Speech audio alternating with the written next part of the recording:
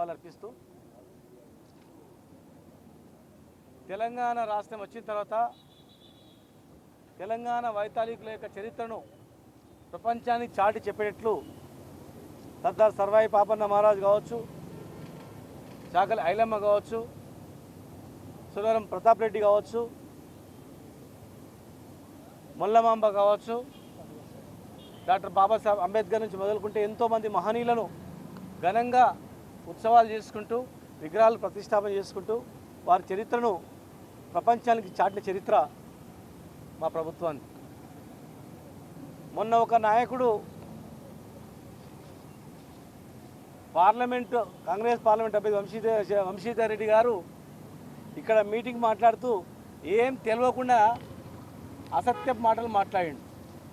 నేను ఆయన అడుగుతా ఉన్నా, ఆయన మాటలను తీరును చూస్తే ఆయన బహుజన వ్యతిరేకి వంశీచంద్ర రెడ్డి గారు అహంకారంతో విర్రవీగుతున్న వ్యక్తిగా మాకు అనిపిస్తూ ఉంది.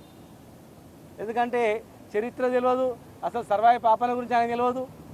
మేము అడుగుతూ ఉన్నాం, సర్వాయి పాపన గురించి ఏనాడైనా శ్రీనివాస్ గౌడ్ మాట్లాడిండా అని అడుగుతూ ఉన్నారు. మరి ఈ విగ్రహం పెట్టింది మేము కాకపోతే నువ్వా, లేకపోతే మీ ఇంకెవరైనా మీ చుట్టాలు పెట్టిండ్రా ఈ విగ్రహాన్ని?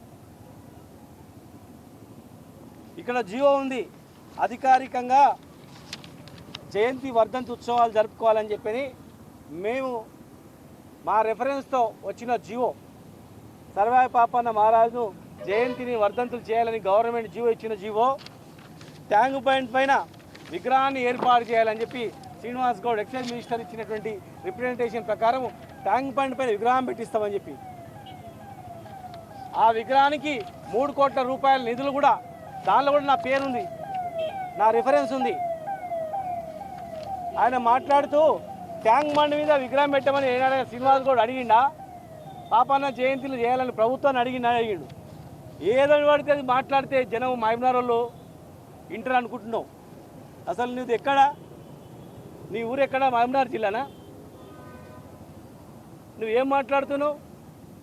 అసత్య ప్రచారాలు మాట్లాడినావు. నీకు దమ్ముంటే ఈ జీవోలు చూడు. ఇంకొక మాట మాట్లాడినావు, 700 ఎకరాలు కబ్జా చేసినని.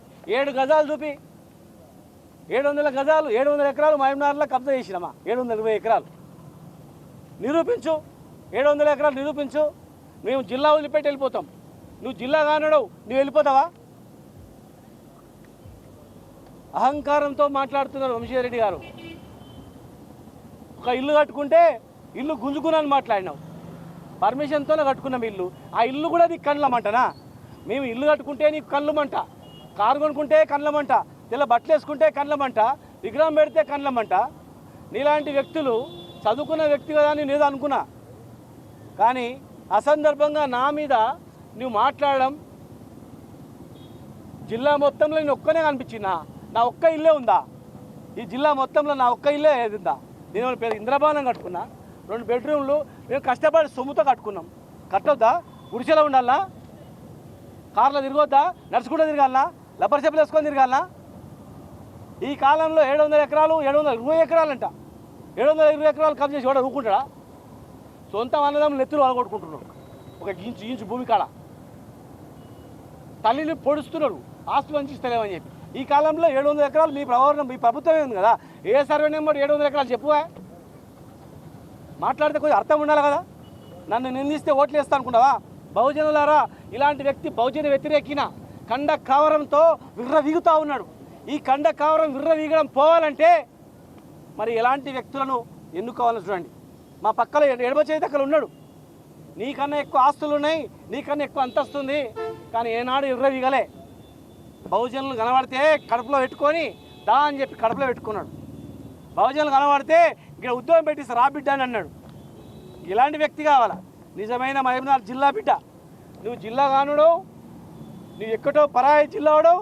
ఇవాళ నా దగ్గర ఇక్కడ నా మహబూబ్నగర్కి వచ్చి నేను ఇల్లు కట్టుకుంటే ఇల్లు కట్టుకున్నాడు మీ తాత ఇల్లు, మీ తాత జాగిరా చూడు, పరిశీలించు.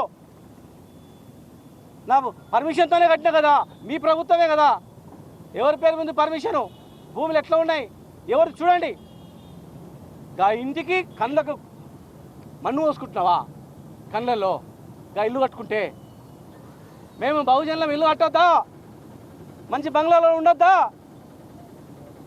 నీకెందుకంత కండకవరం? తెలిసి మాట్లాడుతున్నావా, తెలియక మాట్లాడుతున్నావా? పాపన్న గురించి నేను మాట్లాడలేదంట. ఎవడు మాట్లాడిన? మరి ఈ విగ్రహాలు ఎవరు తెచ్చిర్రు? నువ్వు తెచ్చినవా? మహబూబ్నగర్ బిడ్డలారా, అవకాశం వచ్చినప్పుడు ఇలాంటి వ్యక్తులను, కండ కావరంతో మాట్లాడే వ్యక్తులను ఓటు రూపేనా వాళ్ళ దిమ్మ తిరేటట్టు చేయాలా. ఇక్కడ నా పక్కన ఉన్న వాళ్ళిద్దరు కూడా పేదవాళ్ళు కనిపిస్తే కడుపులో పెట్టుకునేవాళ్ళు, మంచి పని చేస్తే ఆదరించేవాళ్ళు. మహబూబ్నగర్ బిడ్డ అయినా గత 5 సంవత్సరాల్లో ఉంటున్నాం. ఏనాడు అహంకారం కానీ ఇంకేదైనా కానీ ప్రదర్శించలే. ప్రేమతో మేము అన్నా అంటే ఆయన అన్నా అని పలకరించిండు.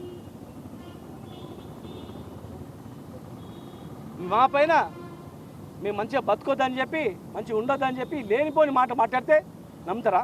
మీ ప్రభుత్వం ఉంది కదా, 700 ఎకరాలు ఏడున్న చూపి, ముక్కు నెలకు రాస్తావా? గడియారం కాడ 700 ఎకరాలు నిరూపించు. రాష్ట్రం విడిచిపెట్టిపోతాం, నువ్వు మా జిల్లా విడిచిపెట్టిపో, పీడబోతుంది. ఇలాంటి బహుజన వ్యతిరేకి, అబద్ధాలను సృష్టించే వ్యతిరేకి, అడుగు బలహీన వర్గాల వాళ్ళు మంచి కనబడితే ఓరలేనటువంటి వ్యక్తి రేపు పొరపాటున నీకు ఓట్లు వేస్తే మా జిల్లా ప్రజలు ఏమైపోవాలా? నన్ను మాట్లాడితే నీకు ఓట్లు ఆడతాయనుకుంటున్నామేమో. మా బిడ్డలందరూ కూడా, మా పేద వర్గాల రైతుల నుంచి మొదలుకుంటే అందరూ గమనిస్తున్నారు. అబద్ధం మాటలు చెప్పి ఒక ఓట్లు ఎలక్షన్లు వేయించుకుండొచ్చు, గెలిచిండొచ్చు. ఇప్పుడు ప్రజలకు అర్థమవుతుంది మీరేం చేస్తున్నారో, మీ పరిపాలన ఏముందో, మీ పద్ధతులు ఏమున్నాయో, మీ కథలు ఏమున్నాయో ప్రజలకు అర్థమవుతుంది. రైతాంగం నుంచి అందరికి అర్థమవుతా ఉంది. ఒక మాట మాట్లాడేటప్పుడు తెలుసుకొని మాట్లాడాలి. ఇంత ఓర్వలేంతనం ఉండదు. ఈ జీవాలన్నీ కూడా మీకు ఇస్తే చూపించండి. ఆయనకు నా పేరు మీద ఉన్నాయి పాపన్న విగ్రహాల విగ్రహం 3-4 ఆరోపణలు చేసిండు ఆయన. ఒకటి, పాపన్న గురించి ఎప్పుడు మాట్లాడలేదంట. ఈ జీవో నేను మాట్లాడి వర్ధంతి జయంతులు తెచ్చిన జీవో. ట్యాంక్ బండ్ మీద విగ్రహం పెట్టమని ఏ రోజు అడగలేదంట. నా పేరు మీదనే ఉంది. 3 కోట్ల రూపాయలు నిధులు చేసింది నా పేరు మీదనే ఉంది.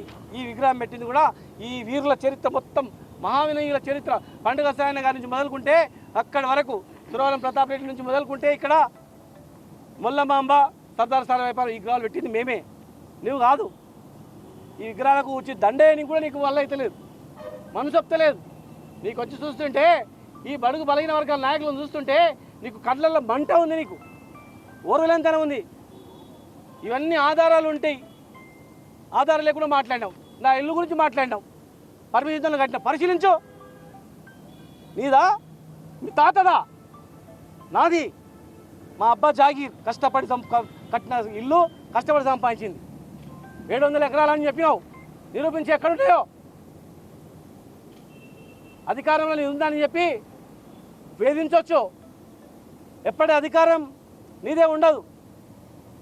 ఒక పార్లమెంట్ అభ్యర్థిగా నువ్వు మాట్లాడేటప్పుడు ఒళ్ళు దగ్గర పెట్టుకొని మాట్లాడాలా. ఒక బడుగు బలహీన వర్గాల నుంచి వచ్చిన వ్యక్తి మంత్రి అయి కష్టపడి పనిచేసి మహబూబ్నగర్ వస్తుంటే పోతుంటే ఈ రోడ్లో నీకు కనబడతలేదా? కళ్ళు కనబడతలేవా? మహబూబ్నగర్ అభివృద్ధి కనబడతలేదా? 14 రోజులకు ఒకసారి మంచినీళ్ళు ఉండే ఇక్కడ. ఇవాళ పరిస్థితి ఏంది?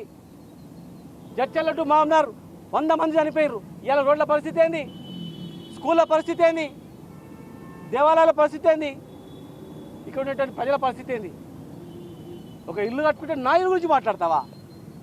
ఇల్లు కట్టొద్దా? నేను గురి చేసుకొని ఉండాలా? చెప్పు, నువ్వు చెప్పు. కనుక దయచేసి మా కడుపు మండి మాట్లాడుతూ ఉన్నాం.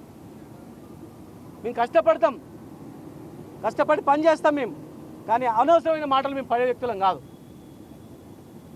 నువ్వు సమాధానం చెప్పు. మేము నీ ఎమ్మడే నువ్వు ఎక్కడ అవుతావు, నేను కూడా బండ్లు పెట్టుకొని తిరుగుతా. నిరూపించు. కనుక ప్రజలారా, నాయకులు ఓటేసే ముందు వ్యక్తులను చూడండి, వ్యక్తిత్వాన్ని చూడండి. వ్యక్తిత్వాన్ని చూసి మీరు ఆదరించండి. నన్ను ఓడగొట్టడానికి 2 జాతీయ పార్టీలు ఒకటై ఓడగొట్టినాయి, కాంగ్రెస్, బీజేపీ. మొన్నటి వరకు బీజేపీలో ఉన్నటువంటి ప్రధానమైన వ్యక్తి కాంగ్రెస్లో జాయిన్ అయినప్పుడు ఏం మాట్లాడిండు? నేను కాంగ్రెస్ని గెలిపించినా అన్నాడు. అభ్యర్థి కాంగ్రెస్, బీజేపీ అభ్యర్థి లాస్ట్ మూమెంట్లో శ్రీనివాస్ గౌడ్ గెలుస్తాడేమరా, మనం ఐక్యమైదామని చెప్పి కాంగ్రెస్ కోటేసి. మహబూబ్నగర్ జిల్లా ప్రజలారా, మహబూబ్నగర్ ఓటర్లారా మీకు చేతులెత్తి దండం పెడతా ఉన్నా, చేతులెత్తి నమస్కారం చేస్తూ ఉన్నా. కాంగ్రెస్ బీజేపీ రెండు అభ్యర్థులు ఎందుకు ఏకమైనరు క్వశ్చన్ వేసుకొని సమాధానం చెప్పుకోండి. కాంగ్రెస్ బీజేపీ దేశంలో ఎక్కడ కలవు, మహబూబ్నగర్లో ఎందుకు కలిసినాయి ఒక్కసారి ఆలోచన చేసుకోండి. కాంగ్రెస్ అభ్యర్థి ఎవరు, బీజేపీ అభ్యర్థి ఎవరు ఆలోచన చేసుకోండి. ఆ రెండు అభ్యర్థులు ఒక బలహీన వర్గాల వ్యక్తి పైన రెండు సిద్ధాంతాలకు వ్యతిరేకంగా ఎందుకు కలిసిండ్రు ఒక్కసారి ఆలోచన చేసుకోండి. నేను 10 సంవత్సరాలు మహబూబ్నగర్ అభివృద్ధి చేయలేదా?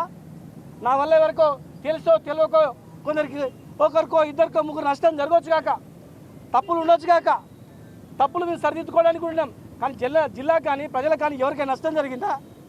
ఎవరికి అన్యాయం చేసినామని ఈ ఇద్దరు ఐక్యమవుతారు, ఈ ఇద్దరు ఒక బలహీన వర్గాల వ్యక్తిని ఓడగొడతారు. ఆలోచన చేయండి.